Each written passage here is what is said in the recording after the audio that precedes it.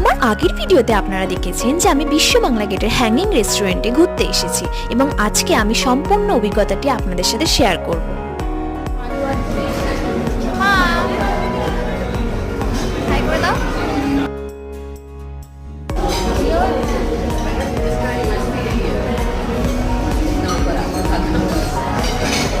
কিছুক্ষণ অপেক্ষা করার পর অবশেষে আমাদের অর্ডারটি চলে আসে।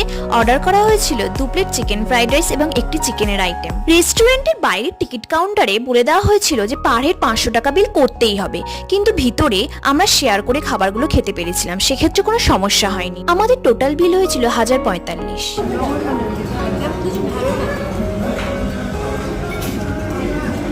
খাবারের টেস্ট এবং কোয়ালিটিকে আমি 5-এর মধ্যে 2 রেটিং দেব, কিন্তু এরকম একটা অ্যাম্বিয়েন্স এবং অভিজ্ঞতার জন্য এখানে একবার আসাই যায়।